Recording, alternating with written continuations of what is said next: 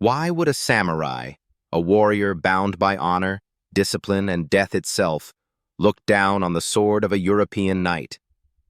At first glance, this sounds absurd. European knights forged massive steel blades, wore heavy armor, and dominated battlefields for centuries. Their swords were icons of power, Christianity, and feudal authority.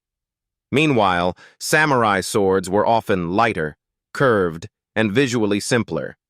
So why, when Japanese warriors encountered European blades in the late medieval and early modern periods, did many samurai consider them crude, inferior, even barbaric? This is not nationalist mythology. This is not anime fantasy. And it has nothing to do with whose sword was sharper. Something far more uncomfortable is hiding beneath the steel. Because the truth is this: samurai and European knights did not even agree on what a sword was. And once you understand that difference, the contempt begins to make sense. Let's break a common belief first. Modern pop culture teaches us that medieval swords were primarily weapons of killing. Bigger, heavier, stronger meant better. From this perspective, the European longsword, thick spine, double-edged, rigid profile, looks superior. It could bash, thrust, and survive brutal collisions against armor. By contrast, the katana appears fragile. One edge, curved, thinner, allegedly prone to chipping. So why would a samurai ever disrespect the knight's blade? Because samurai were not optimizing for battlefield chaos. They were optimizing for certainty. European warfare was messy by design. Knights fought in formations. Battles involved mud, pikes, shields, horses, crossbows, maces, and armor thick enough to deflect blades. Swords were often secondary weapons, sidearms used after lances broke or when grappling began. As a result, European swords evolved into multi-purpose tools. They had to cut, thrust, pry, bash, survive abuse, and work against steel plate. This required compromises: thicker edges, heavier mass, and durability over refinement. From a samurai perspective, this already looked wrong. Because in Japan, the sword was not a backup tool. It was the soul of the warrior. And souls are not designed by committee. Samurai combat philosophy was radically different. While Japanese warfare also involved spears, bows, and formations, the ideal of samurai combat, the one that shaped culture, training, and metallurgy, was the decisive duel. One strike, one opening, one death. Victory was not about endurance. It was about perfection of timing. This created a terrifying requirement: a sword that must not fail in the exact moment of truth. Not after 10 strikes, not after clashing with shields, not after smashing armor, but in one single cut. That is why samurai blades were obsessed with edge geometry, microstructure, balance, and feedback. The katana was not meant to be abused. It was meant to end the fight immediately. To samurai eyes, European swords looked like tools built for people who expected chaos, and that expectation itself was seen as a weakness. But the contempt went deeper, into how swords were made. European sword-making, while advanced, followed a standardized logic. Iron and steel quality varied wildly depending on region. Smelters worked with bloomery steel, later blast furnaces, and inconsistent carbon content. To compensate, blades were often overbuilt. Thicker spines, more mass, more margin for error. This was practical, logical, efficient, and deeply unimpressive to a samurai. Japanese swordsmiths worked under far worse material constraints. Japan had poor iron sand, not rich ore. Steel had to be folded, refined, and selectively hardened through extreme craftsmanship. Instead of overpowering bad materials with mass, samurai metallurgy outthought them. Differential hardening, clay tempering, controlled curvature during quenching. A blade that was hard where it cut, soft where it absorbed shock. To a samurai, this wasn't just technology, it was discipline manifested in steel. So when they saw European swords, thick, straight, symmetrical, they didn't see strength. They saw inelegant solutions to self-created problems. Now comes the uncomfortable part. Samurai did not believe everyone deserved a perfect sword. In Europe, swords were symbols of class, but also mass production. Armies needed thousands of blades. Standard patterns mattered more than individual mastery. A knight's sword was replaceable. Another could be issued. In Japan, a true katana was often irreplaceable. Named, remembered, passed down, sometimes valued more than land. From a samurai worldview, this created a moral hierarchy. A sword that could be replaced easily was a sword that did not demand perfection from its wielder.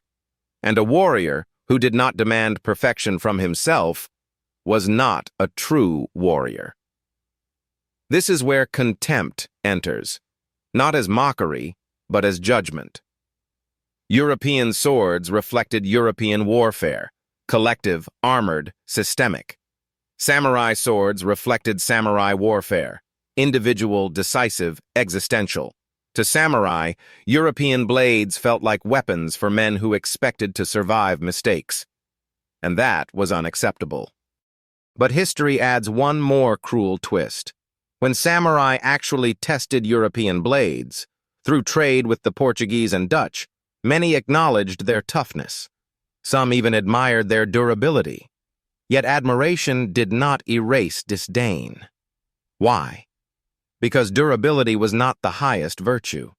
A sword that survives bad technique is not superior to a sword that demands flawless technique. In samurai philosophy, the blade was a mirror. If the sword was crude, the warrior's spirit would become crude. If the sword was forgiving, the warrior would become careless. From that lens, European swords were not bad.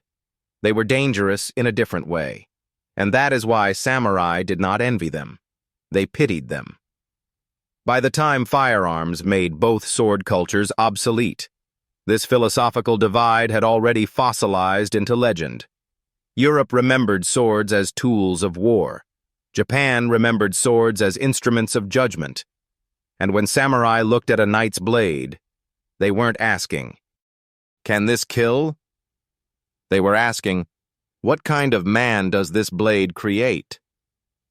That question alone explains centuries of silent contempt. The contempt becomes sharper when we examine how samurai trained with their swords, and how differently European knights did the same. European sword training emphasized adaptability. Manuals from masters like Fiore de' Liberi and Johannes Lichtenauer show systems designed for chaos: half-swording against armor, grappling, pommel strikes, disarms, fighting on the ground. The sword was one tool among many in a violent ecosystem.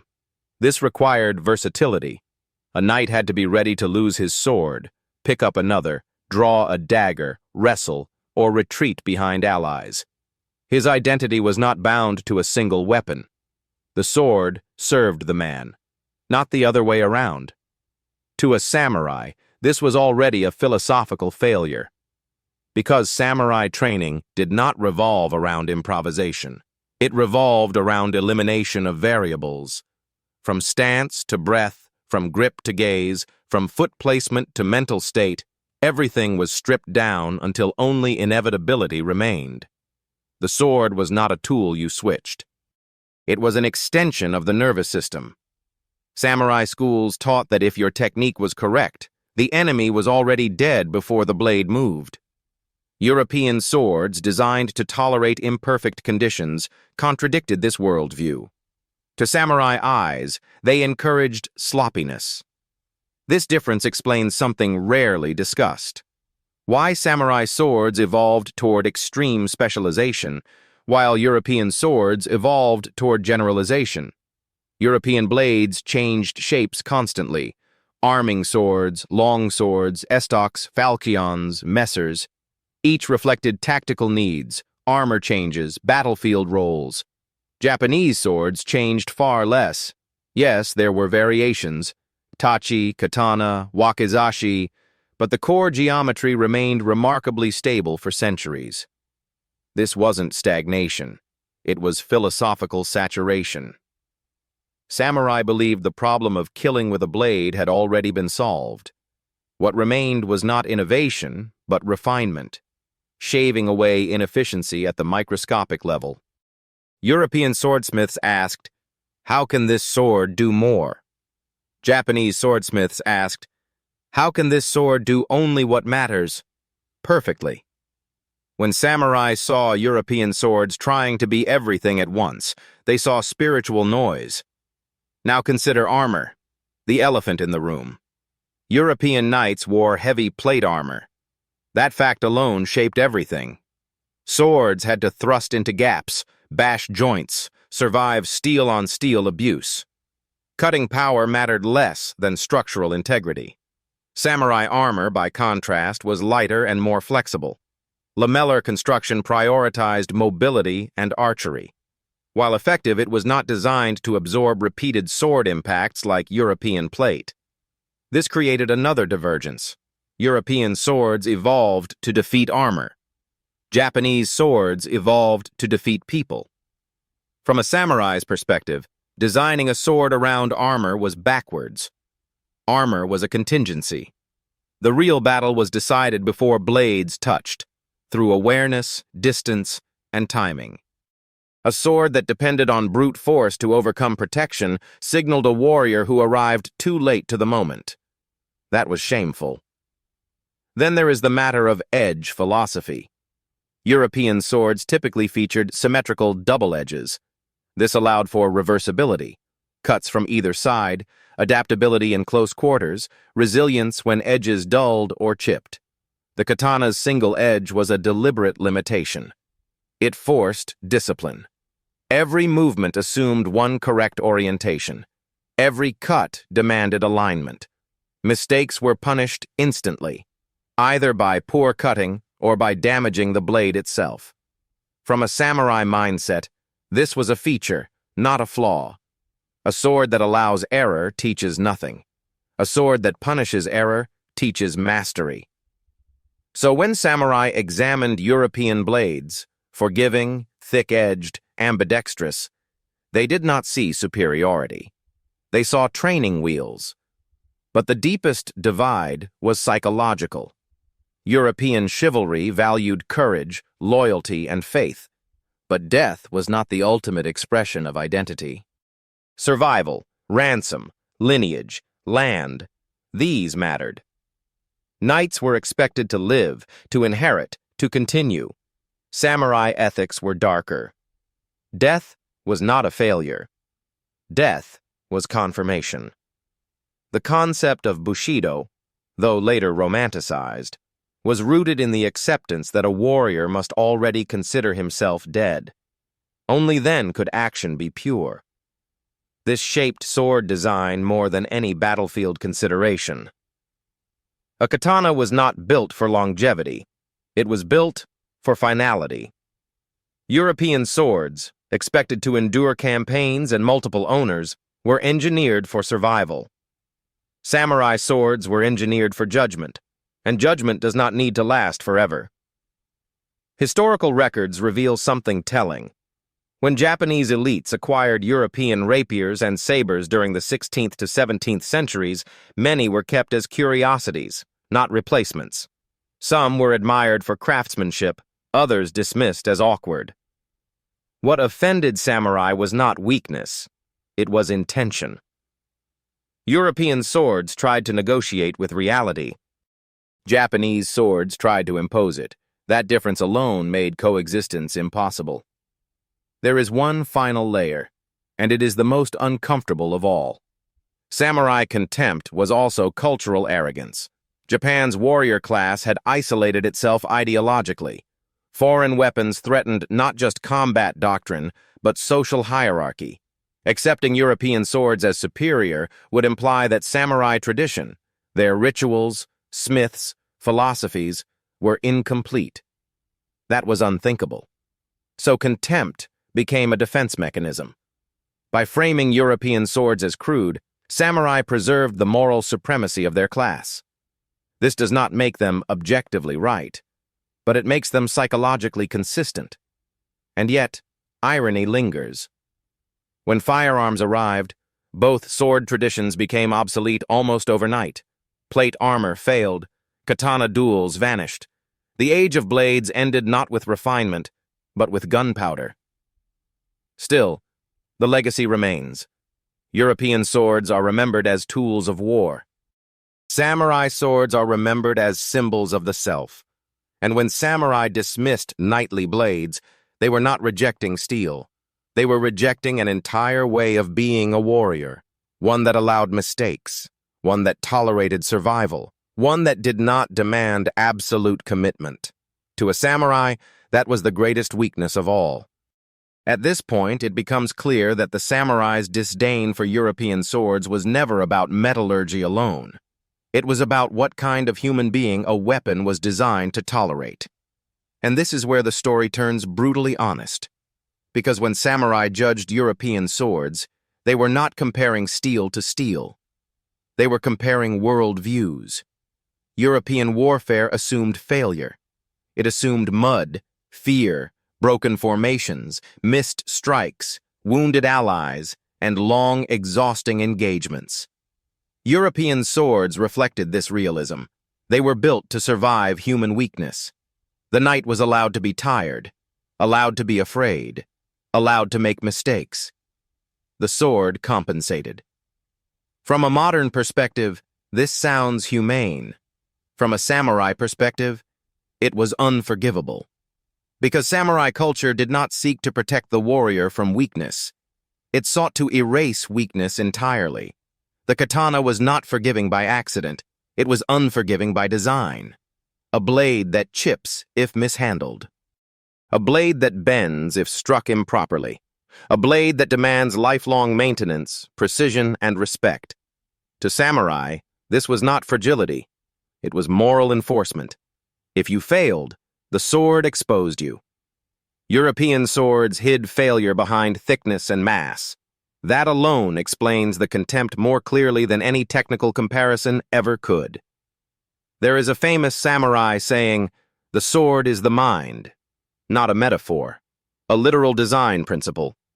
The katana was meant to shape cognition, to force calm, focus, and finality. You could not rush. You could not brute force. You could not panic. A European sword allowed panic. You could swing harder. You could bash. You could recover. To samurai thinkers, this bred mental disorder. A warrior who survived mistakes would never eliminate them. Now zoom out further, beyond the battlefield.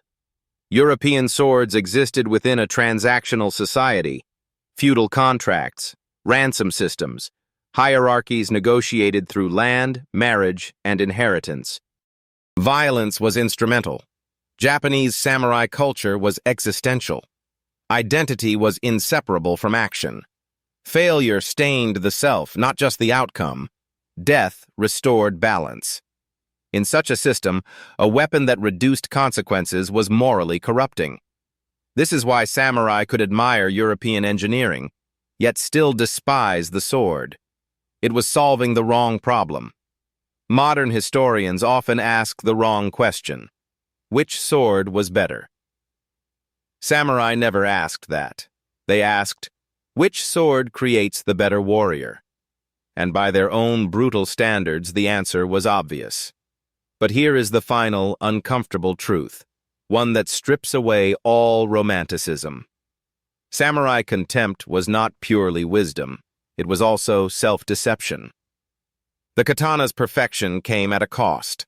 It was less adaptable, less durable in prolonged chaos, less effective against armor, less forgiving in mass warfare. That is why, when real large-scale wars occurred, samurai relied heavily on spears, bows, and later firearms, just like Europeans. The katana thrived not because it was universally superior, but because Japanese society was structured to preserve the conditions where it could appear superior. Ritualized duels, honor codes, controlled violence, cultural isolation. Within that environment, the katana was unmatched. Outside it, reality became less kind. European swords were born in disorder, and thus survived it. Samurai swords were born in discipline, and demanded it. Contempt then was a way to protect an ideal, and history delivered the final verdict. When gunpowder erased the relevance of personal perfection, both traditions collapsed equally. The musket did not care about honor. The cannon did not respect craftsmanship. The battlefield no longer rewarded purity of mind. European adaptability transitioned into modern warfare. Samurai absolutism shattered, and had to be reinvented as myth. Today, the katana is revered as art. European swords are studied as tools. Neither judgment is wrong, but both are incomplete. So why did samurai look down on European swords? Because European swords accepted humanity as it is, and samurai swords demanded humanity become something else. That demand created beauty. It also created blindness. The contempt was never about steel, it was about fear. Fear that if another way of fighting was valid, then absolute devotion was not the only path to meaning. And that, to a samurai, was intolerable.